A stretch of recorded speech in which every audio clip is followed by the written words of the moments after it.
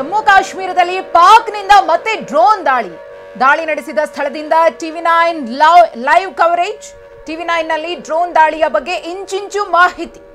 ಇನ್ನು ಪಾಕಿಸ್ತಾನದಿಂದ ಈ ದಾಳಿ ಅನ್ನೋದು ಮುಗಿತಾನೆ ಇಲ್ಲ. ಜಮ್ಮುವಿನ ರಿಹಾಡಿಯಿಂದ ಟಿವಿ9 ಲೈವ್ ಕವರೇಜ್. ಜಮ್ಮು ಕಾಶ್ಮೀರದಲ್ಲಿ ಪಾಕ್ನಿಂದ ಡ್ರೋನ್ ದಾಳಿ ಆಗಿದೆ. ಆ ಡ್ರೋನ್ ದಾಳಿಯಿಂದ ಏನೆಲ್ಲ ಆಗಿದೆ ಅಲ್ಲಿ ಅನ್ನೋದ್ರ ಬಗ್ಗೆ ಟಿವಿ9 ಲೈವ್ ಕವರೇಜ್ ಅನ್ನ ಕೊಡ್ಲಿದೆ. ಪ್ರತ್ಯಕ್ಷ ವರದಿಯನ್ನ ಟಿವಿ9 ನಿಮ್ಮ ಮುಂದೆ ಇಡ್ಲಿದೆ.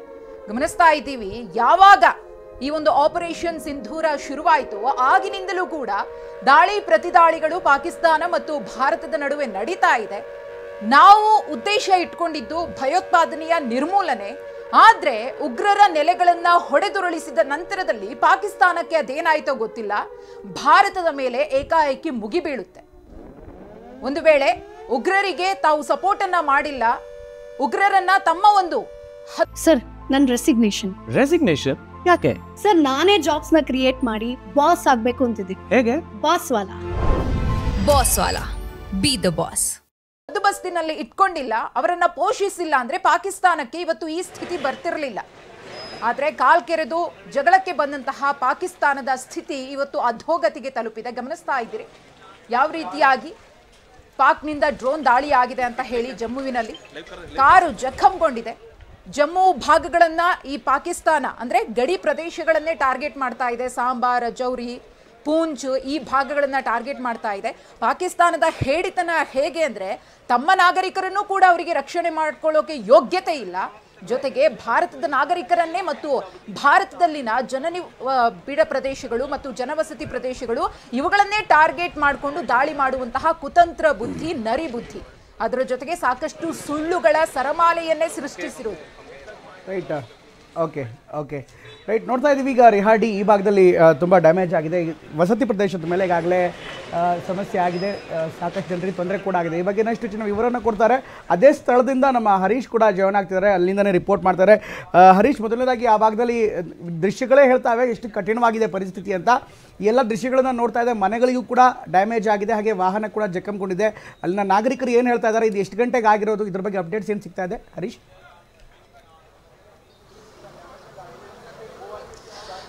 ಹೌದು ಪ್ರಮೋದ್, ಪಾಕಿಸ್ತಾನದಿಂದ ನಿರಂತರವಾಗಿ ಡ್ರೋನ್ ಹಾಗೂ ಕ್ಷಿಪಣಿಗಳ ದಾಳಿ ನಡೀತಾ ಇರುವಂತಹದ್ದು. ಜನವಸತಿ ಪ್ರದೇಶಗಳನ್ನೇ ಗುರಿಯಾಗಿರಿಸಿಕೊಂಡು ಪಾಕಿಸ್ತಾನದ ಸೈನ್ಯ ದಾಳಿ ಮಾಡ್ತಾ ಇರುವಂತಹದ್ದು. ಜಮ್ಮುವಿನ ರಿಹಾಡಿ ಪ್ರದೇಶದಲ್ಲಿ ನಾನಿದ್ದೇನೆ. ಈ ರಿಹಾಡಿ ಪ್ರದೇಶದ ಜನವಸತಿ ಪ್ರದೇಶದ ಮೇಲೆಯೇ ಡ್ರೋನ್ ಅಟ್ಯಾಕ್ ಆಗಿರುವಂತಹದ್ದು. ಆ ಒಂದು ಪರಿಸ್ಥಿತಿಯನ್ನು ನಾನು ತೋರಿಸುವಂತಹ ಪ್ರಯತ್ನವನ್ನ ನಾನು ಹಾಗೂ ನಮ್ಮ ಕ್ಯಾಮ್ರಾಮನ್ ಮಾಡ್ತೀವಿ. ನೋಡ್ಬೋದು, ಇದು ರಿಹಾಡಿ ಪ್ರದೇಶ ಜನವಸತಿ ಪ್ರದೇಶದ ಪರಿಸ್ಥಿತಿ ಹೇಗಿದೆ ಅನ್ನುವಂಥದ್ದನ್ನು ನೋಡ್ಬೋದು. ಸಂಪೂರ್ಣ ಈ ಒಂದು ರೋಡ್ ಏನಿದೆ, ಸಂಪೂರ್ಣ ರೋಡ್ ಸುತ್ತಮುತ್ತ ನಿಂತಿದಂತಹ ವೆಹಿಕಲ್ಗಳು ಸಂಪೂರ್ಣ ಜಖಮ್ ಆಗಿರುವಂತಹದ್ದು. ಇವತ್ತು ಬೆಳಗ್ಗೆ 6 ಗಂಟೆಗೆ ಸಂಭವಿಸಿದಂತಹ ಒಂದು ಸ್ಫೋಟ ಇದು. ಅದು ಡ್ರೋನ್ ಅಟ್ಯಾಕ್ ಆಗಿರುವಂತಹದ್ದು. ರಿಹಾಡಿ ಏರಿಯಾ ಪ್ರಮುಖವಾಗಿ ಜಮ್ಮು ರೈಲ್ವೆ ನಿಲ್ದಾಣದಿಂದ 6 ಕಿಲೋಮೀಟರ್ ದೂರ ಇರ್ತಕ್ಕಂಥ ಈ ರಿಹಾಡಿ ಏರಿಯಾದಲ್ಲಿ, ಅಂದ್ರೆ ಸಿಟಿ ಮಧ್ಯೆ ಇರ್ತಕ್ಕಂತಹ ಏರಿಯಾ, ಬೆಳಗಿನ ಜಾವ 6 ಗಂಟೆಗೆ ಈ ತರದೊಂದು ದಾಳಿ ಆಗುತ್ತೆ. ಇಡೀ ಏರಿಯಾ ನೋಡ್ತಾ ಇರ್ಬೋದು ಯಾವ ರೀತಿಯಾಗಿ ಸಂಪೂರ್ಣ ನಜ್ಜುಗುಜ್ಜಾಗಿರುವಂತದ್ದು. ನೋಡ್ತಾ ಇರ್ಬೋದು, ಮನೆ ಕಟ್ಟಡ ಮೇಲೆ ಅಟ್ಯಾಕ್ ಆಗುತ್ತೆ. ಮೇಲೆ ಸಂಪೂರ್ಣವಾಗಿ ಆ ಕಟ್ಟಡ ನಜ್ಜುಗುಜ್ಜಾಗಿರುವಂತಹದ್ದು, ಕಟ್ಟಡ ಕುಸಿದು ಬಿದ್ದಿರುವಂತಹದ್ದು. ಕೆಳಗಡೆ ಅದರ ಅವಶೇಷಗಳನ್ನು ಕೂಡ ನೋಡ್ಬೋದು, ಕಟ್ಟಡದ ಅವಶೇಷಗಳನ್ನು ಕೂಡ ನೋಡ್ಬೋದು. ಇಲ್ಲೆಲ್ಲ ಸ್ಥಳೀಯರು ಗಾಬರಿ ಆಗಿದ್ದಾರೆ. ಏನು ಬೆಳಗ್ಗೆನೆ ಈ ತರದೊಂದು ದಾಳಿ ಆಯ್ತಲ್ಲ ಅನ್ನುವಂಥ ನಿಟ್ಟಿನಲ್ಲಿ. ಬೆಳಗ್ಗೆ ನಾವು ಲೈವ್ ಕೊಡುವಂತಹ ಸಂದರ್ಭದಲ್ಲೂ ಕೂಡ ಅಟ್ಯಾಕ್ ಆಯಿತು, ದೊಡ್ಡದಾದಂತಹ ಸೌಂಡ್ ಬಂತು. ನಾನು ಲೈವ್ ಕೊಡ್ತಿದ್ದಂತಹ ಜಾಗದಿಂದ ಇಲ್ಲಿಗೆ ಕೇವಲ 6 ಕಿಲೋಮೀಟರ್ ದೂರ ಇತ್ತು. ದೊಡ್ಡದಾದಂತಹ ಸ್ಫೋಟ ಆಯಿತು ಅನ್ನುವಂಥದ್ದನ್ನು ನಾನು ಲೈವ್ ಕೊಡ್ತಾ ಇರಬೇಕಾದ್ರೆ ಹೇಳಿದ್ದೆ. ಅದು ಆ ಸ್ಫೋಟ ಆಗಿದ್ದಂತಹದ್ದು ಇದೇ ಜಾಗದಲ್ಲಿ, ಇದೇ ರಿಹಾಡಿ ಜಾಗದಲ್ಲಿ ಆಗಿರುವಂತಹದ್ದು. ನೋಡ್ತಾ ಇರ್ಬೋದು ಯಾವ ರೀತಿಯಾಗಿ ಪಾಕಿಸ್ತಾನ ಈ ರೀತಿಯಾಗಿ ಜನವಸತಿಯ ಪ್ರದೇಶದ ಮೇಲೆ ದಾಳಿ ಮಾಡ್ತಾ ಇದೆ, ಭಾರತದ ನಾಗರಿಕರ ಮೇಲೆ ಯಾವ ರೀತಿಯಾದಂತಹ ದಾಳಿಯನ್ನ ಮಾಡ್ತಾ ಇದೆ, ಜನರಿರ್ತಕ್ಕಂಥ ಪ್ರದೇಶದ ಮೇಲೆ ಡ್ರೋನ್ ಹಾಗೂ ಮಿಸೈಲ್ ಅಟ್ಯಾಕ್ ಅನ್ನ ಮಾಡ್ತಾ ಇರುವಂತಹದ್ದು, ಗ್ರೆನೇಡ್ ಅಟ್ಯಾಕ್ ಅನ್ನ ಮಾಡ್ತಾ ಇರುವಂತಹದ್ದು. ಇದೇ ರೀತಿಯಾಗಿ ಅನೇಕ ಕಡೆಗಳಲ್ಲಿ ಈ ತರದ ದಾಳಿಯನ್ನ ಮಾಡ್ತಾ ಇರುವಂತಹದ್ದು. ಮತ್ತೆ ಪಾಕಿಸ್ತಾನ ಅಗ್ರೆಸಿವ್ ಆದಂತಹ ದಾಳಿಯನ್ನ ಮೊನ್ನೆಯಿಂದಲೂ ಕೂಡ ಮಾಡ್ತಿರುವಂತಹದ್ದು. ಗಡಿಯಲ್ಲಿ ಉದ್ವಿಗ್ನ ಪರಿಸ್ಥಿತಿ ಆಗಿದೆ. ನೋಡ್ತಾ ಇರ್ಬೋದು ಸಂಪೂರ್ಣ ಇಲ್ಲಿ ಕಾರು ನಜ್ಜುಗುಜ್ಜಾಗಿರೋದು. ಒಂದು ಕಾರ್ ಅಂತಲ್ಲ, ಬಹುತೇಕ ಕಾರ್ಗಳು ಸುತ್ತಮುತ್ತ ನಿಂತಿದಂತ ಬಹುತೇಕ ಕಾರ್ಗಳು ಇಲ್ಲಿ ನಜ್ಜುಗುಜ್ಜಾಗಿರುವಂತಹದ್ದು ನೋಡ್ಬೋದು. ಅಂದ್ರೆ ಆ ಸ್ಫೋಟದ ತೀವ್ರತೆ ಹೇಗಿತ್ತು ಅನ್ನುವಂತಹದನ್ನ ನೋಡಿದ್ರೆ ಹೋದ್ರೆ ಗೊತ್ತಾಗುತ್ತೆ.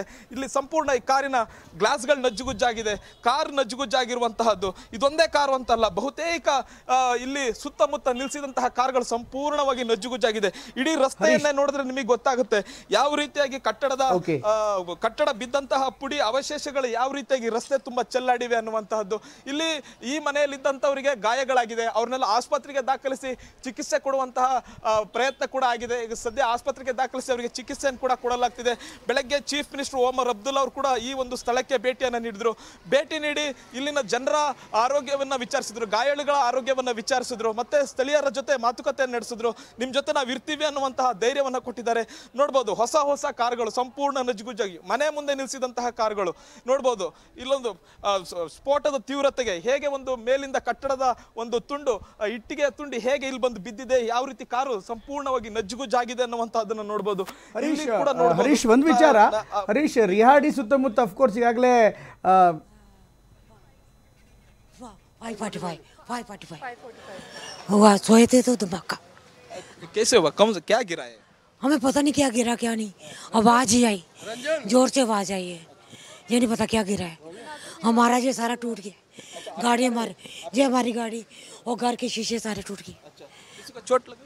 नहीं, चोट इधर नहीं लगी है, इधर बचाव हो गया हमारा। ये गाड़ी इस घर की है और ये गाड़ी उस घर की है, जो घर गिर गया ना ये वहाँ की है। टोटल कितना गाड़ी को ऐसा नुकसान हुआ? ये 7-8 गाड़ियाँ खड़ी हैं, क्योंकि उसमें वो निकले ना शोले वगैरह ये वो, तो उससे भी काफ़ी नुकसान हो गया घर में।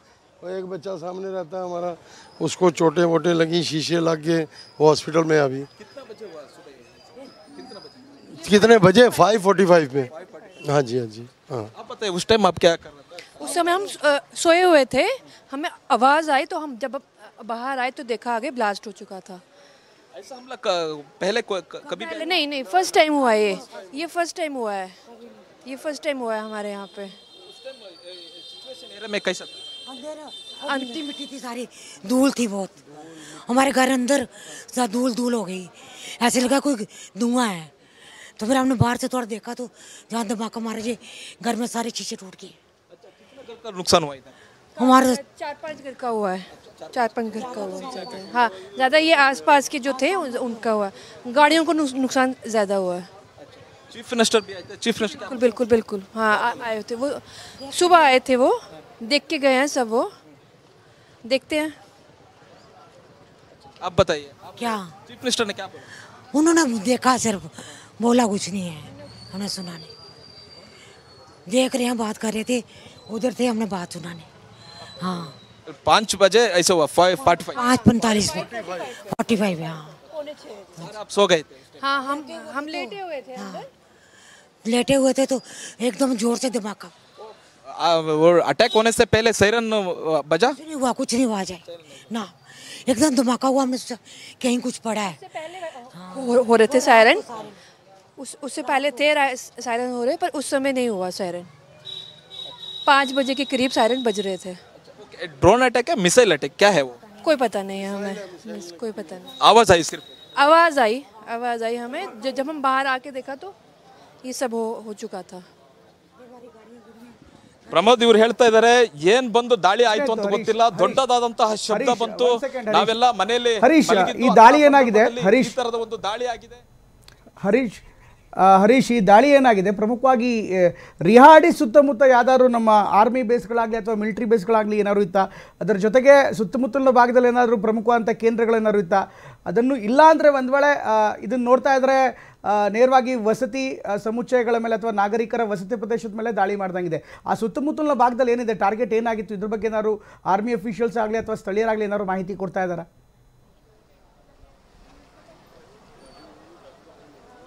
ಪ್ರಮೋದ್, ನಿಜಕ್ಕೂ ಇಲ್ಲಿ ಈ ರಿಹಾಡಿ ಸುತ್ತಮುತ್ತ ಅಂದ್ರೆ ಜಮ್ಮುವಿನ ಮುಖ್ಯ ನಗರದಲ್ಲೇ ಈ ತರದ ಒಂದು ದಾಳಿ ಆಗಿರುವಂತಹದ್ದು. ಆರ್ಮಿ ಕ್ಯಾಂಪ್ ಇದೆ, ಪೊಲೀಸ್ ಹೆಡ್ ಕ್ವಾರ್ಟರ್ಸ್ ಇದೆ, ಜೊತೆಗೆ ಯೂನಿವರ್ಸಿಟಿ ಇದೆ, ಸರ್ಕಾರಿ ಕಚೇರಿಗಳಿದೆ, ಎಲ್ಲ ಕೂಡ ಇರುವಂತಹದ್ದು. ಹಾಗಾಗಿ ಇಲ್ಲಿ ನೋಡಿ ದಾಳಿಯನ್ನ ಮಾಡಿರುವಂತಹದ್ದು.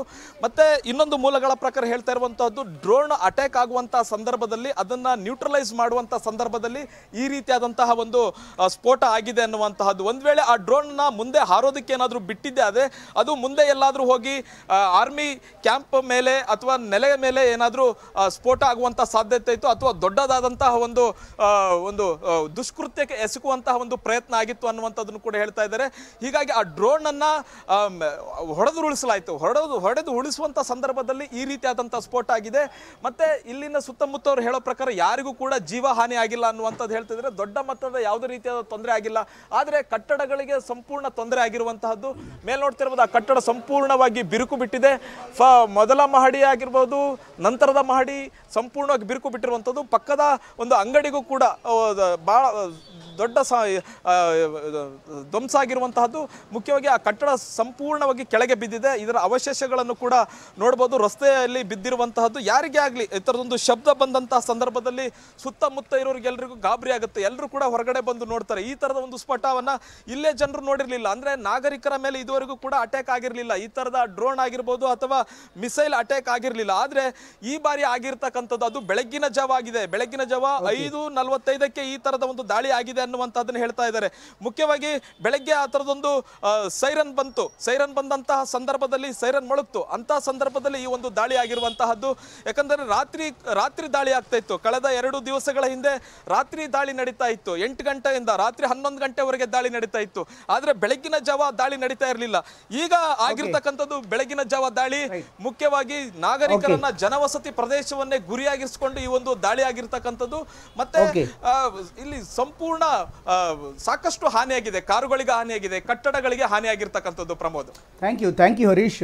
ಇನ್ನಷ್ಟು ಡೀಟೇಲ್ಸ್ಗಳನ್ನ ಮತ್ತೆ ನಿಮ್ಮಿಂದ ಪಡಿತೀವಿ. ಥ್ಯಾಂಕ್ ಯು ಸೋ ಮಚ್ ನಮ್ಮ ಜೊತೆ ಜಾಯ್ನ್ ಆಗಿದೆ. ಇದ್ರ ಜೊತೆಗೆ ನಮ್ಮ ಜೊತೆಗೆ ಮಂಜುನಾಥ್ ಅವರು ಕೂಡ ಜಾಯ್ನ್ ಆಗ್ತಿದ್ದಾರೆ. ಹಾಗೆ ಗಿರೀಶ್ ಲಿಂಗಣ್ಣ ಅವರು ಕೂಡ ಮತ್ತೆ ಜಾಯ್ನ್ ಆಗ್ತಿದ್ದಾರೆ. ಅವ್ರ ಜೊತೆಗೆ ಮಾತಾಡ್ತೀನಿ. ಸಾಕಷ್ಟು ವಿಚಾರ ಇದೆ. ಮಂಜುನಾಥ್ ಜೊತೆಗೆ ಈ ರೆಡಾರ್ ಮತ್ತು ಮಿಸೈಲ್ ಸಿಸ್ಟಮ್ಸ್ ಬಗ್ಗೆ ಮಾತಾಡಬೇಕು. ಹಾಗೆಯೇ ನಮ್ಮ ಗಿರೀಶ್ ಈಗಾಗಲೇ ಜಿಯೋ ಪೊಲಿಟಿಕ್ಸ್ ತುಂಬ ಜೋರಾಗಿ ನಡೀತಾ ಇದೆ. ಇದ್ರ ಬಗ್ಗೂ ಇನ್ನಷ್ಟು ಡೀಟೇಲ್ಸ್ ಕೊಡ್ತೀನಿ.